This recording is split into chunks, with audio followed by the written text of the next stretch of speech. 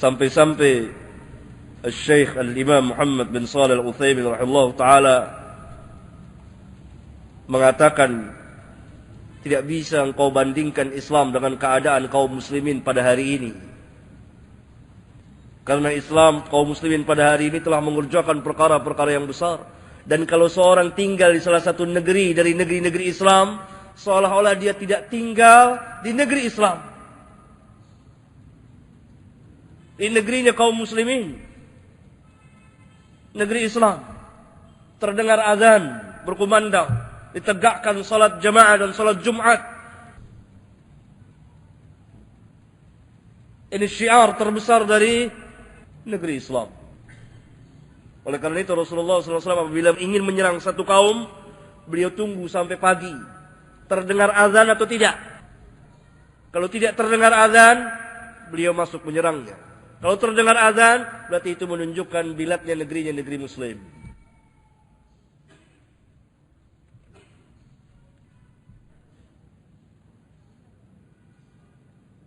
Dan hal yang seperti ini merata. Kecuali sedikit sebagian kaum muslimin.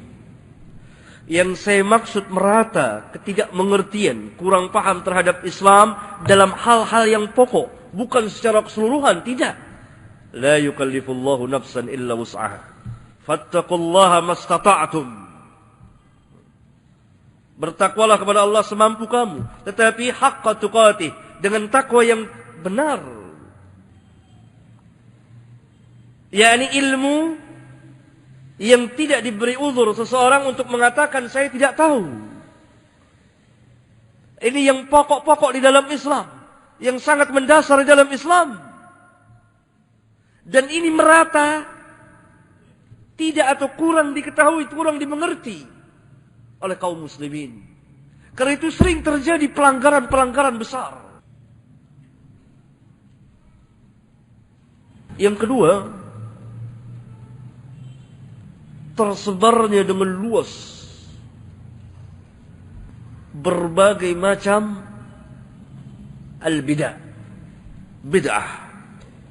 Bid'ah dalam agama dan kesyirikan-kesyirikan, baik syirik yang besar maupun syirik yang kecil, keyakinan-keyakinan yang batil. Yang ketiga, tampilnya orang-orang munafikun dengan bantahan-bantahan mereka, jidal mereka. Mereka memasukkan keraguan kepada kaum muslimin, tashkik.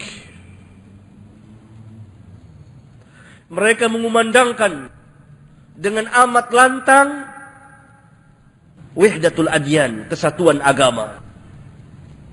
Sehingga salah seorang di antara mereka pernah mengatakan bahwa saya tidak ragu, tidak segan, tidak kikuk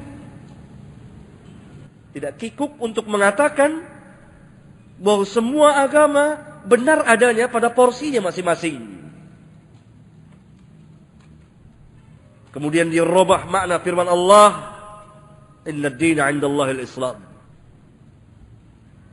Lihat jidalnya orang-orang munafikun. Mereka mengatakan lagi bahwa Islam adalah agama dengan nilai generis, yakni yang bisa ada Islam itu pada semua agama. Islam ada di Kristen, Islam ada di Yahudi, Islam ada di Konghucu. Bahkan bisa jadi Islam ada di Marxisme. Islam ada di situ, nilai Islam.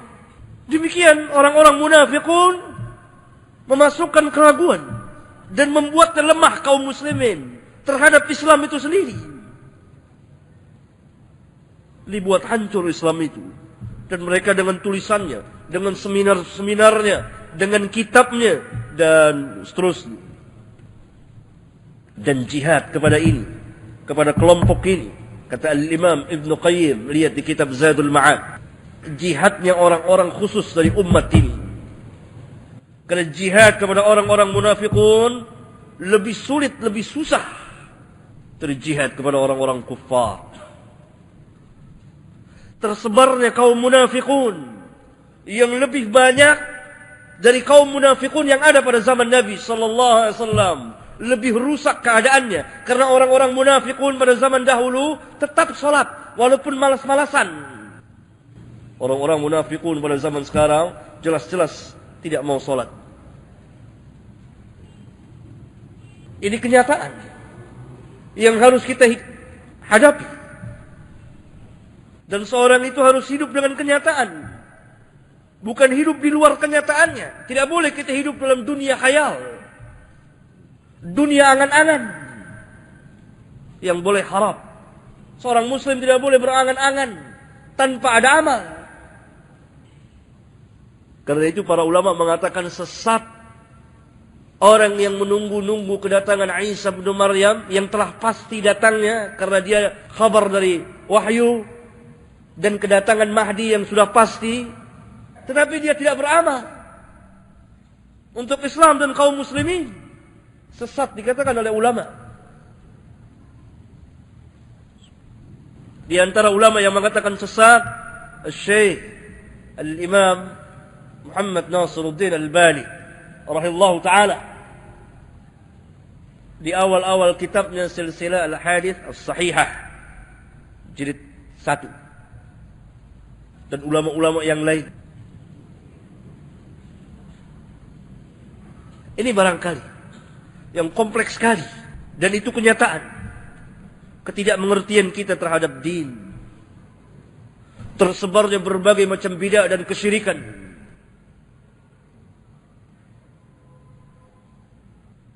Jidalnya orang-orang munafikun. Belum lagi kalau kita mau menambahi adalah tampilnya orang-orang yang tidak mengerti din di hadapan kaum muslimin lalu mengeluarkan fatwa-fatwa yang sesat dan menyesatkan. Ini permasalahan. Oleh karena itu sekarang kita pindah kepada pembicaraan yang ketiga. Bagaimana cara menyelesaikannya? Mengobatinya, kan itu penyakit semua. Daun. Sekarang dawanya mana? Obatnya. Al-manhaj salaf. Satu-satunya. Karena manhaj salaf Islam itu sendiri. Jadi Islam yang hakiki. Yang Allah turunkan kepada hambanya dan Rasulnya yang mulia Muhammad sallallahu alaihi wasallam. Yang Allah utus beliau untuk seluruh umat manusia. Wa ma arsalnaka illa kafatan linnas. Islam yang Allah turunkan kepada Rasulullah sallallahu alaihi wasallam secara khusus. Walaupun dari satu sisi sama dengan yang dibawa oleh para nabi dan rasul alaihi wassalatu wassalam. Apa itu manhaj? Allah Subhanahu wa taala menegaskan kepada kita dalam kitabnya yang mulia, likullin ja'alna minkum syir'atan wa minhaja. Likullin ja'alna minkum syir'atan wa minhaja. Masing-masing dari kamu kami telah tetapkan, kami telah berikan syir'atan wa minhajan. Allah Subhanahu wa taala dalam ayat yang mulia ini sebagaimana dijelaskan oleh Imamul Mufassirin Ibnu Jarir At-Tabari, kemudian Al-Imam Al-Hafiz Ibn Katsir, bahwa pada masing-masing umat yang Allah utus Rasulnya kepada mereka, Allah telah memberikan syir'atan wa minhajan. Apa syir'atan wa minhajan?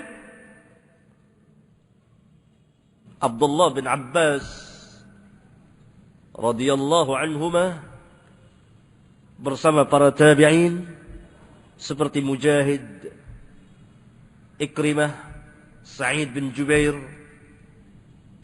Qatadah, Al-Hasan Al-Basri, dan lain-lain menafsirkan syir'atan sabilan, minhajan sunnatan. Syir'atan sabilan, jalan, yakni syariat. Kalau syir'atan as-syariah.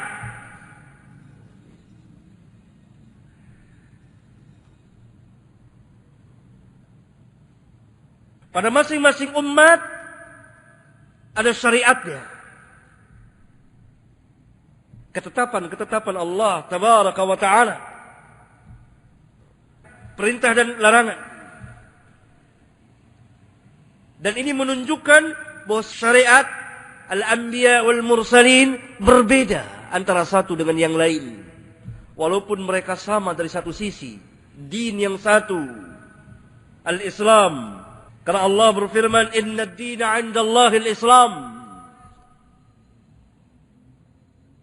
Inna ad-dina 'inda Allahil Islam.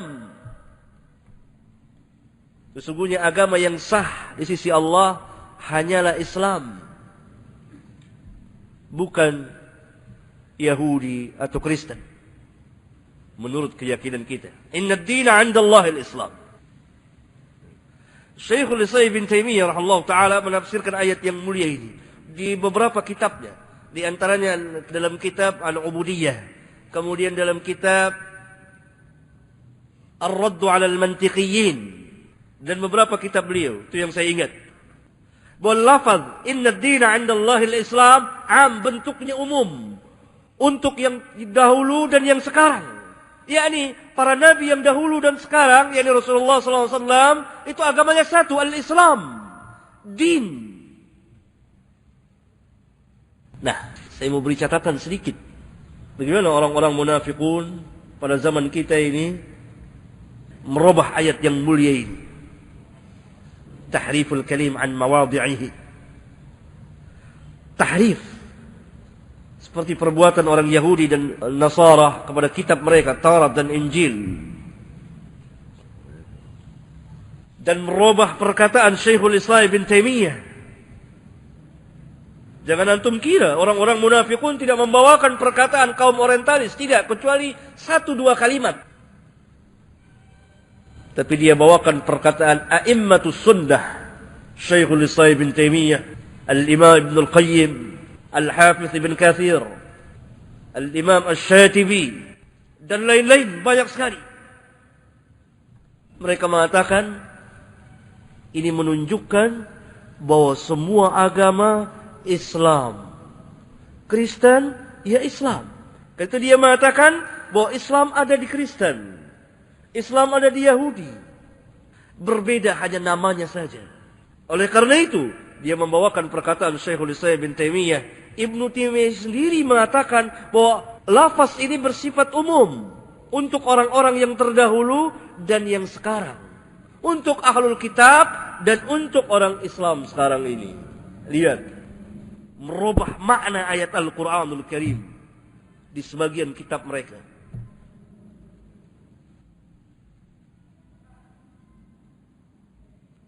Ya? Jadi makna Islam diterjemahkan secara lugah. Penyerahan diri. Pasrah kepada Tuhan. Siapa saja yang menyerahkan dirinya kepada Tuhan, pasrah kepada Tuhan, dia Muslim. Baik dia Kristen, Yahudi, Konghucu, Buddha, Hindu, agama kepercayaan lokal katanya, dan seterusnya. Lihat. Pandainya orang-orang munafikun bersilat lidah, memutar pena dia, merubah. Padahal yang dimaksud Syekhul Islam lain. Yang dimaksud ayat ini lain. Karena Islam, din dalam hal ini telah ditafsirkan oleh Rasulullah sallallahu alaihi wasallam, telah ditafsirkan Quran, menafsirkan ayat Al-Quran yang lain. Oleh karena itu saya ingin menjelaskan satu kaidah yang sangat besar sekali tentang alfazul Quran was sunnah. Lafaz-lafaz yang termaktub dalam Al-Quran dan sunnah yang sering kita ditipu dipermainkan oleh orang-orang munafikun yang mempermainkan lafaz-lafaz dalam Al-Quran dan Sunnah. Ketahuilah bahwa lafaz-lafaz dalam Al-Quran dan Sunnah ada 3 macam. Lafaz dan nama-nama yang termaktub dalam Al-Quran dan hadis ada 3. Yang pertama, telah dijelaskan oleh syarak, yakni oleh Nabi SAW, apa arti dan maksud dari lafaz tersebut. Contohnya seperti salat. Salat kalau kita kembalikan kepada lugah bahasa, maka dia merupakan doa. Apakah orang yang berdoa telah salat? Kalau ta'rif lugah seperti itu.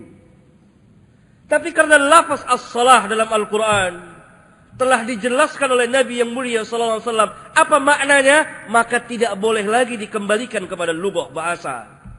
Barang siapa yang mengembalikan kepada bahasa dan dia meninggalkan tafsir dari Nabi yang mulia alaihi salatu wassalam, maka tidak diterima.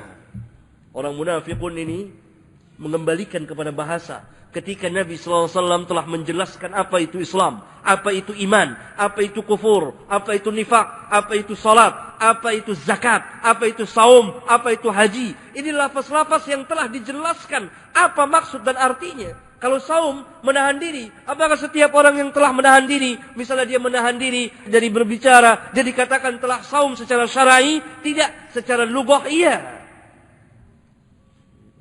Ini permainan lafaz yang sedang berkembang sekarang. Lafaz Islam, lafaz iman. Yang kedua, lafaz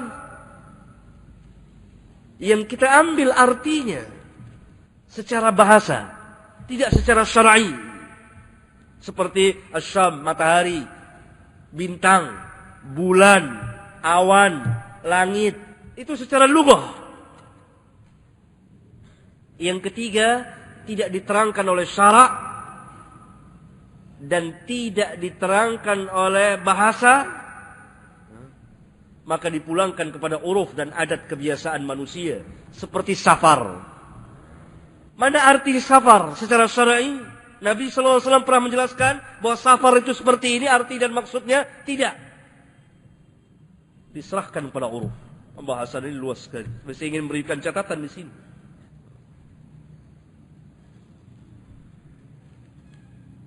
Bahwa ayat yang mulia ini, yang demikian tegas sekali. Inna ad-dina 'inda Allah al-Islam. Dirubah. Padahal Nabi SAW pernah bersabda dalam sebuah hadis sahih. Al-anbiya'u. Potongan dari hadis sahih. Bukhari, Muslim. Al-anbiya'u. Ikhwatun li'allatin wa ummuhum syatta wa dinuhum wahid. Al-anbiya, para nabi itu ikhwatun li'allatin, saudara sebapak, ibunya berbeda. Satu bapak lain ibu. Dari Adam, Adam ke Nuh, Nuh ke Ibrahim, dari Ibrahim terus al-anbiya wal mursalin sampai dengan Isa bin Maryam dan Muhammad alaihi wassalatu wassalam. Sebapak, satu bapak lain ibu. Saudara sebapak lain ibu. Al-anbiya semuanya. Wa dinuhum wahid. Din mereka satu, yang dimaksud la ilaha illallah. Tetapi syariat berbeda antara satu dengan yang lain.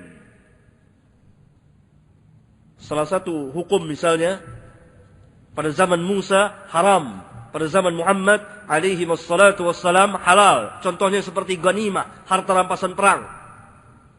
Pada umat yang terdahulu Allah haramkan harta rampasan perang, al-ghanimah. Tapi pada umat ini Allah halalkan. Halal. Berbeda antara satu dengan yang lain. Asy-syariah. Tapi pokoknya dasarnya satu. At-tauhid. Tidak ada perbedaan. Dan setiap umat bersama Nabi mereka ada minhajnya. Ada minhajnya. Manhajnya. Apa manhaj? Dari Ibnu Abbas dan kawan-kawannya. Talamidnya menafsirkan sunnatan. Sunnah ay tariq. Karena itu al-manhaj artinya at-tariq al-wadih. At-tariq al-wadih. Jalan yang nyata, yang jelas, yang terang dan mudah, sahal.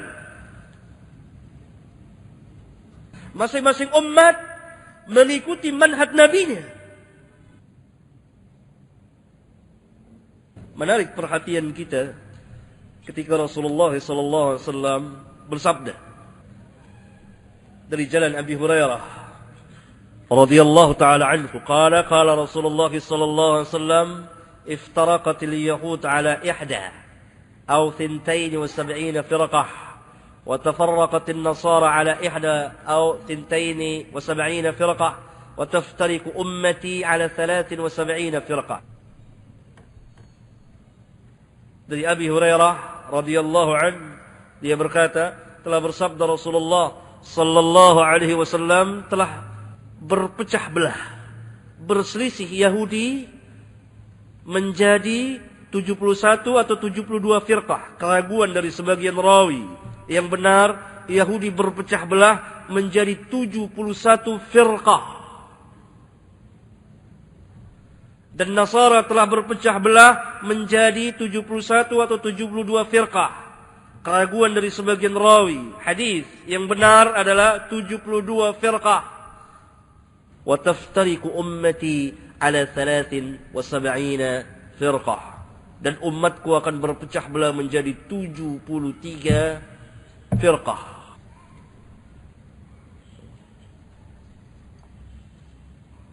Dalam riwayat yang lain dijelaskan, waftaraqatil yahudu ala 71 firqah فواحدة في الجنة و70 في النار وافترقت النصارى على 72 فرقة ف71 في النار وواحدة في الجنة والذي نفس محمد بيده لتفترقن أمتي على 73 فرقة وواحدة في الجنة و72 في النار. قيل يا رسول الله من هم؟ قال الجماعة. Rasulullah SAW bersabda, ini jalan, hadis ini diriwayatkan dari jalan Auf bin Malik radhiyallahu taala anhu. Telah bersabda Rasulullah SAW, nanti akan saya terangkan dan tahris hadis yang mulia ini agar kita paham.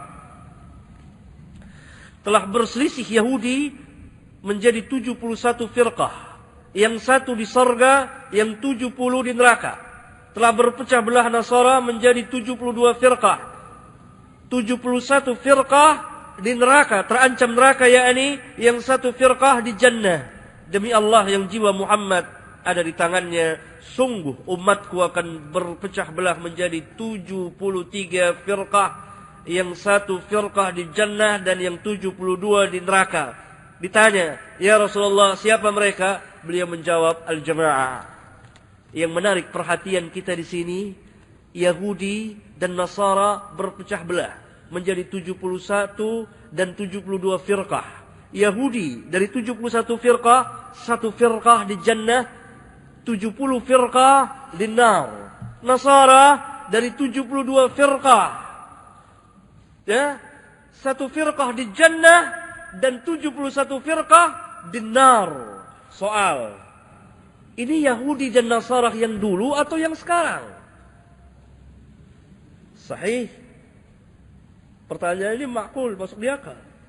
Nanti orang-orang munafikun masuk lagi di sini. Ini ada satu macam Nasara dan Yahudi yang masuk surga. Dan mereka telah mengatakannya. Apa kata mereka? Semua diterima di sisi Allah selama mereka mengamalkan ajaran mereka. Jadi kalau si Yahudi mengamalkan ajarannya dengan benar, si Nasara mengamalkan ajarannya dengan benar, Buddha, Hindu, agama kepercayaan lokal, Konghucu, dan seterusnya mengamalkan ajaran mereka sebenar-benarnya, sorga diterima oleh Allah. Mungkin kaum munafikun belum baca hadis ini. Kalau baca ada jalan bagi mereka. Tapi mereka mengambil hadis palsu. Yang sangat palsu. Terbalik. 72 dari umatku masuk sorga, 1 yang neraka. Ini hadis palsu terbalik. Ini sudah diambil. Sudah ditulis di sebagian koran. Dan diceramahkan, didiskusikan, diseminarkan. Ditulis di kitab mereka. Mereka belum dapat hadis ini. Apakah Yahudi dan Nasara yang dulu atau yang sekarang? Tidak, yang dulu. Karena kalau yang sekarang setelah diutusnya Rasulullah sallallahu alaihi wasallam, wajib mereka beriman kepada Nabi yang mulia sallallahu alaihi wasallam. Seperti hadis di awal hadarah kita saya bawakan. Walladzi nafsu Muhammadin biyadihi la yasma'u bi ahadun min hadhihi al-ummah yahudiyyun wala nasraniyyun thumma yamutu wa lam yu'min billadhi ursiltu bihi illa kana min ashabin nar. Demi Allah yang jiwa Muhammad berada di tangannya, tidak seorang pun dari umat ini, Yahudi dan Nasara, ini ummatul da'wah. Berarti Yahudi dan Nasara dari satu sisi termasuk umat Rasulullah SAW dalam arti umat dakwah. Umat yang beliau sampaikan dakwah beliau. Tidak seorang pun dari umat ini, Yahudi dan Nasara, yang telah mendengarku. Yasma'u bi, maknanya mendengar kedatanganku, kerasulanku, hujjahku, tabligku, dakwaku. Sampai mati dia tidak beriman. Thumma yamutu wa lam yu'min, sampai mati dia tidak beriman billadzi ursiltu bihi, dengan kerasulanku, dengan apa yang aku bawa, dengan apa yang Allah utus aku dengannya, dengan membawa risalah Rabbul Alamin, dengan membawa kitab yang mulia Al-Quranul Karim, dan aku diutus untuk seluruh umat manusia, sampai mati dia tidak beriman, illa kana min ashabin nar. Umat Yahudi dan Nasara yang dahulu ada yang selamat. Kenapa mereka selamat? Mereka yang mengikuti manhaj Nabi mereka. Sebagaimana umat ini. Wa taftariqu ummati, dan umatku akan berpecah belah sampai menjadi 73. 72 terancam neraka.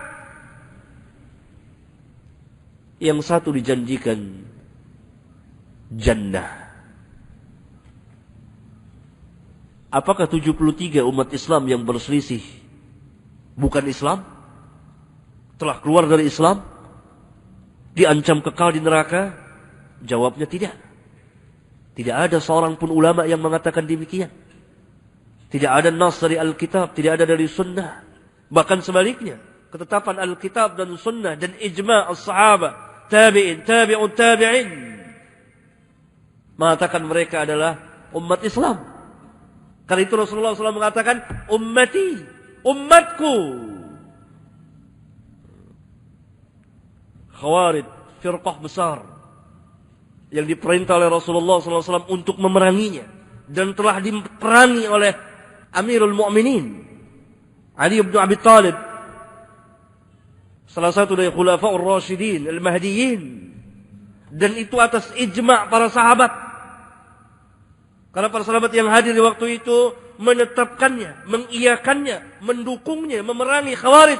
Bersamaan dengan itu tidak ada seorang pun sahabat yang mengkafirkan Khawarij. Padahal nas langsung datang dari Rasulullah sallallahu alaihi wasallam. Karena itu tidak patut saling mengkafirkan antara kaum muslimin dengan muslim yang lain tanpa hak. Karena yang berhak mengkafirkan Allah dan Rasulnya. Kita hanya melihat nas dari Alkitab dan Sunnah.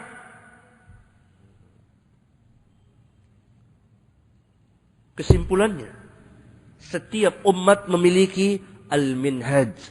Likullin ja'alna minkum syir'atan wa minhajan. Berarti minhaj sunnah. Musa ada sunnahnya.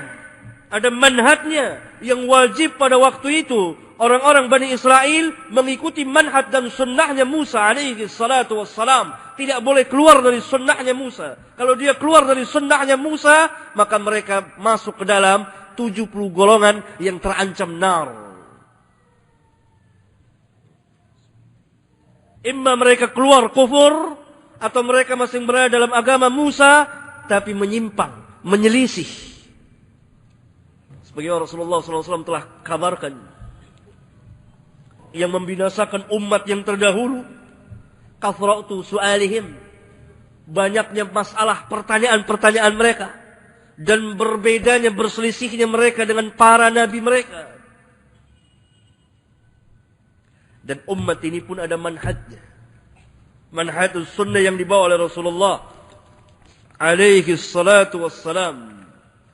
Sehingga Rasulullah sallallahu alaihi wasallam pernah bersabda, "Walladhi nafsu Muhammadin biyadihi, law asbaha fikum Musa, thumma ittaba'tumuhu wa taraktumuni ladhalaltum." Demi Allah yang jiwa Muhammad berada di tangannya, kalau Musa hadir di tengah-tengah kamu, kemudian kamu mengikuti Musa dan kamu meninggalkan aku, pasti kamu akan tersesat. Kalau Musa hadir di tengah-tengah kita kaum muslimin pada hari ini, Musa, Nabi yang agung, Nabi yang besar, ulul azmi, salah seorang yang diajak berbicara langsung oleh Rabbul Alamin. Walaupun sebagian ahlul bid'ah menolaknya, mentakwilnya, merubahnya dan seterusnya. Tapi secara hakiki Allah berbicara kepada Musa, dan yang Musa dengar adalah suara min Rabbil Alamin. Ya Musa, innani ana Allah. Ya Musa, sesungguhnya aku ini Allah. Turun di tengah-tengah kita. Kita ikuti Musa, Nabi yang aziman, Nabi yang agung, Nabi yang besar. Kita tinggalkan Nabi yang mulia sallallahu alaihi wasallam, kita ikuti Musa, la dhalaltum, kata Nabi. Pasti, sungguh pasti kamu akan tersesat. Kesesatan yang dimaksud kesesatan dalam beragama. Karena mengikuti Musa kan beragama. Beragama. Tinggalkan sunnah Rasulullah, pasti akan tersesat. Bagaimana dengan yang selain Musa? Bagaimana dengan yang selain Musa? Kita ikuti selain Musa, kita tinggalkan Rasulullah, lebih tersesat lagi. Karena manhaj dan sunnahnya Musa telah selesai. Yang ada di dunia ini saat ini, manhajnya dan sunnahnya Nabi yang mulia alaihi salatu wassalam. Berarti manhaj adalah sunnah, sedangkan sunnah adalah at-tariqah, jalan, yakni perjalanan Nabi. Yang dimaksud adalah perjalanan Nabi sallallahu alaihi wasallam. Dalam hal apa? Menyampaikan, mendakwakan, mengamalkan Islam. Beliau memahaminya, mendakwakannya, mengamalkannya, dan ini bersama-sama dengan para sahabat beliau. Berarti kesimpulannya, manhaj adalah sikap atau cara beragamanya seseorang. Dengan demikian berarti manhaj jauh lebih luas dari akidah itu sendiri. Karena akidah ini tergantung dari manhajnya. Berarti manhajnya akan membentuk seseorang, mengantarkan, membawa seseorang, bagaimana akidah seseorang, bagaimana ibadah seseorang, bagaimana muamalah seseorang, bagaimana adab dan akhlak seseorang. Ini manhaj. Kalau manhaj saudara sufi, maka berubah semuanya menjadi sufi. Kalau manhaj saudara al-khawarij, maka berubah semuanya jadi khawarij. Akidahnya akidah khawarij, ibadahnya ibadah khawarij. Sebagian ikhwan telah menceritakan kepada saya persis seperti apa yang Nabi SAW katakan. yakni khawarij gaya baru. Tampilnya sebagian pemuda, mereka muda-muda, kaku, dan mengkafirkan kaum muslimin. Sampai salah seorang dari ikhwan memberikan kepada saya satu kitab dengan judul Kafirnya Negara Saudi Arabia, yang mengarang pula diterjemahkan oleh tokoh khawarij yang baru tampil saja. Tebal. Saya tidak sanggup membaca, saya perintahkan sebagian kawan untuk membacanya lalu memberikan khulasah terangan pada saya. Lihat, judul ini menentang secara tegas-tegas sabda Nabi yang mulia alaihi salatu wassalam. Apa? La hijrata ba'dal fathi. Tidak ada hijrah sesudah kemenangan kota Mekah. Kenapa? Karena Mekah telah menjadi Darul Islam, negeri Islam. Dan sabda Nabi yang mulia ini sallallahu alaihi wasallam menunjukkan kemukjizatan beliau bahwa Mekah selamanya akan menjadi negeri Islam. Kalau la hijrata ba'dal fathi. Sedangkan si Khawarij ini mengarang satu kitab kafirnya kerajaan Saudi Arabia. Padahal di Saudi Arabia itu ada Mekah dan Madinah. Dan tentang Mekah secara khusus Nabi sallallahu alaihi wasallam katakan la hijrata ba'dal fathi. Lihat Fathul Bari, Syarah Bukhari dalam mensyarahkan hadis yang mulia ini, dan kitab-kitab yang lain, Umdatul Qari dalam mensyarahkan hadis yang mulia ini, mengatakan bahwa Mekah akan terus-menerus istimrar menjadi Darul Islam. Nah, kalau negara Saudi Arabia telah dikafirkan, bagaimana dengan negara yang bernama Indonesia? Lebih dikafirkan lagi. Karena itu mereka mengkafirkan. Tidak mau makan sembelihan kaum muslimin. Lalu saya tanya, mereka makan daging apa? Jadi makan apa sekarang? Ya makan sayur-sayuran, makan ikan. Kalaupun mereka mau makan daging, mereka sembelih sendiri. Itu berkembang, membuat halqah-halqah, pengkafiran mutlak. Lihat, kalau tidak ini kafir, percis seperti yang Nabi sallallahu alaihi wasallam katakan. Ikhwan itu bercerita kepada saya, Ustaz, saya melihat tokohnya ini sangat kuat ibadahnya, bertasbih terus. Persis seperti yang Nabi katakan sallallahu alaihi wasallam, bahwa Khawarij sahabat saja salatnya kalah dengan salatnya Khawarij, puasanya kalah dengan puasa Khawarij.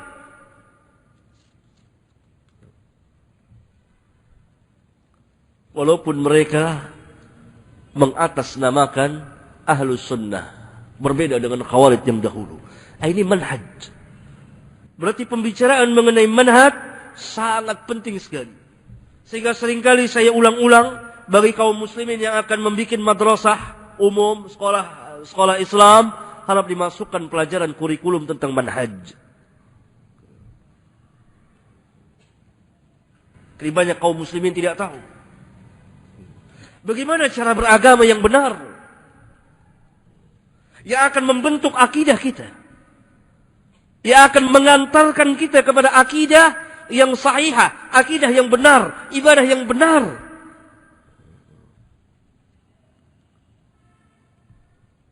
Kalau manhaj saudara manhaj jama'atut tabligh, maka berubah semuanya. Akidahnya jadi akidah Maturidiyah, sama seperti Al-Asy'ariyah.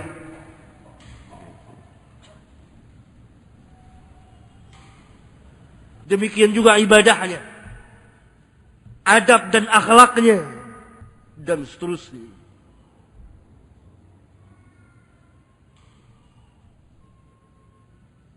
Kalau manhaj saudara, manhaj Ikhwanul Muslimin umpamanya, maka saudara bisa terkena kepada beberapa firqah.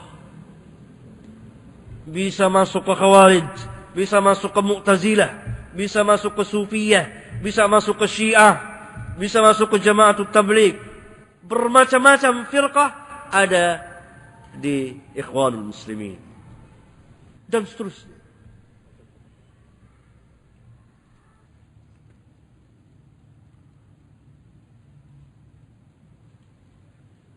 Oleh karena kita tidak mengenal atau kurang mengenal tentang al-manhaj, maka kita tidak tahu bagaimana cara beragama. Ini kesalahan yang fatal sekali.